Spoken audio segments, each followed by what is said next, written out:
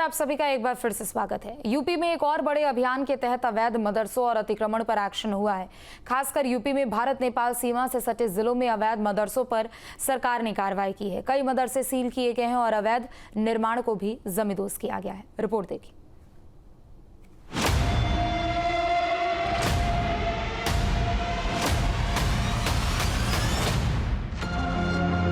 एक तरफ यूपी से पाकिस्तानी नागरिकों को बेदखल किया गया है, तो दूसरी तरफ सीएम योगी की नजर अवैध मदरसों और अतिक्रमण की तरफ टेढ़ी हो गई है और सीएम योगी के निर्देश पर प्रदेश में अवैध मदरसों पर ताबड़तोड़ एक्शन लिया गया है।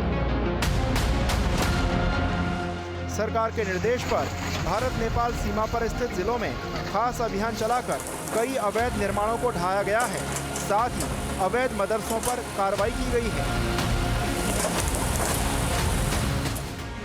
सबसे बड़ी कार्रवाई श्रावस्ती जिले में की गई है, जहां 17 अवैध मदरसों को बंद कर दिया गया है। ये मदरसे मान्यता के बिना ही संचालित किए जा रहे थे।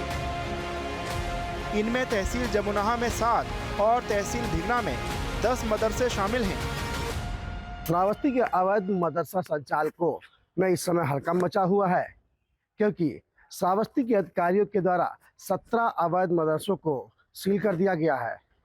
बात अगर श्रावस्ती में अवैध मदरसों की करें तो श्रावस्ती में 192 अवैध मदरसे पाए गए हैं, जिनमें से अधिकारियों के द्वारा 17 मदरसा अब तक सील किया गया है।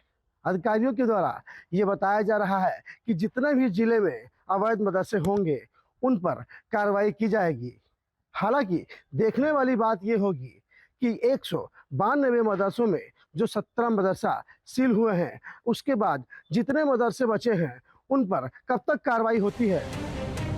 श्रावस्ती जिला भारत नेपाल की सीमा पर बसा है और सरकार की कार्रवाई से यहां पर मौजूद अवैध मदरसा संचालकों में हड़कंप मचा है, क्योंकि लगातार 2 दिन से प्रशासनिक अधिकारियों ने छापेमारी करके अब तक 17 मदरसों पर ताला लगा दिया है। श्रावस्ती में 192 गैर मान्यता प्राप्त और 105 मान्यता प्राप्त मदरसे हैं। पूरे जिले में चाहे भारत नेपाल सीमा से जुड़े हुए मदरसे हों या फिर जिले के ग्रामीण और शहरी क्षेत्रों में मदरसे हों, प्रशासनिक अधिकारियों ने अभियान चलाकर अवैध मदरसों पर कार्रवाई की है।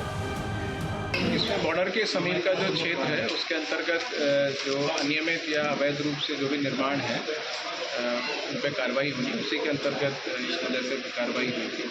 ये जो है रजिस्टर्ड संस्था नहीं है। मदरसा संचालकों का कहना है कि उन्हें कार्रवाई से पहले किसी प्रकार का नोटिस नहीं दिया गया है और उनके मदरसों को ताला लगा दिया गया है, जबकि उनके मदरसों को बेसिक शिक्षा विभाग से मान्यता मिली है।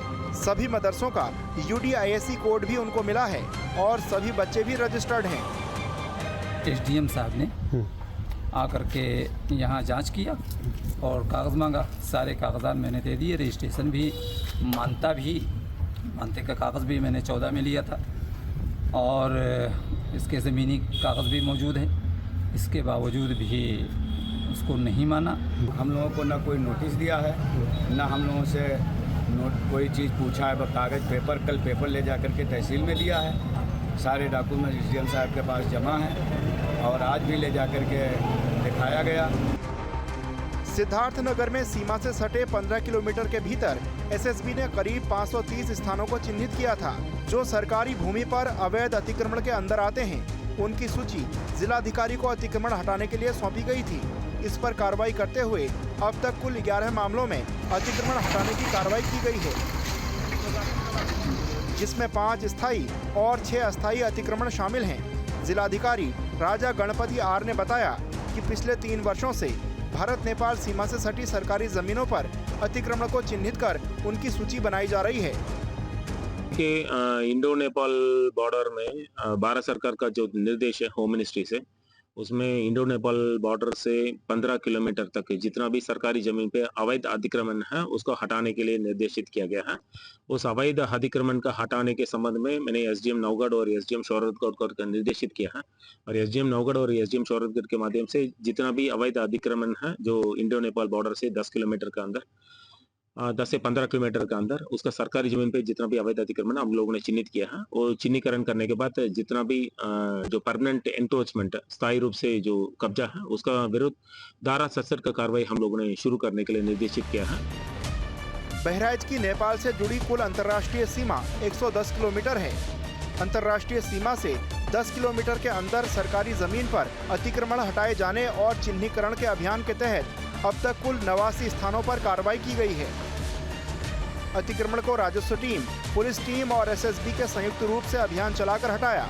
वहीं चेकिंग में कुल 3 गैर मान्यता प्राप्त मदरसों पर अनियमितता पाए जाने पर उन्हें बंद कर दिया गया। बहराइच जनपद की 110 किलोमीटर की सीमा नेपाल राष्ट्र से मिलती है और इन सीमावर्ती भूभाग में 0 से लेकर के 10 किलोमीटर तक का भूभाग एसएसबी और पुलिस और प्रशासन के संयुक्त देखरेख में रहता है। और इसमें जो अवैध अतिक्रमण पाए गए हैं उन अतिक्रमणों में 0 से 5 किलोमीटर के अतिक्रमणों का प्रथम श्रृंखला में 89 अतिक्रमण हटाए गए हैं। जो मदरसे ऐसे संचालित हैं जिन पे अवैधानिक हैं, जो विधिपूर्ण तरीके से नहीं संचालित किए जा रहे हैं, उन पर सभी जगह कार्रवाइयाँ चल रही हैं और इस क्रम में आज 3 मदरसों को जो है वो सील भी किया गया है।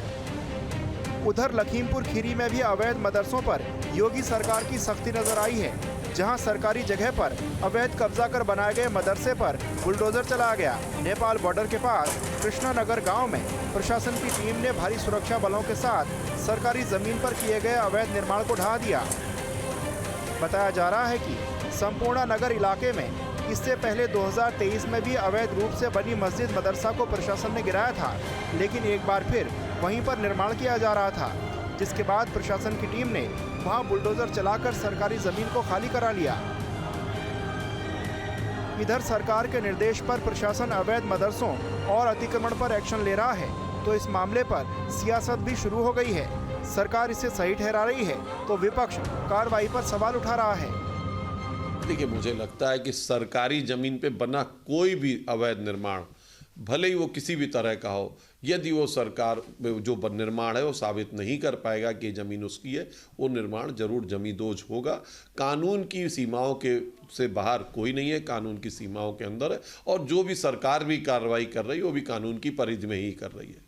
पहले तो उत्तर प्रदेश की सरकार ये तय कर ले कि उत्तर प्रदेश में वैध क्या है, अवैध क्या है। और अगर एक धर्म के मदरसे ही अवैध हैं तो बहुत कुछ अवैध बना हुआ है। योगी आदित्यनाथ जी, जब आपका दिल करेगा तो समाजवादियों से लिस्ट मांग लेना। वैसे माननीय सुप्रीम कोर्ट का एक आदेश भी है कि क्या अवैध है क्या अवैध नहीं है उसको गिराना है। कितना गिरा पाए? ये घटिया राजनीति बंद करिए।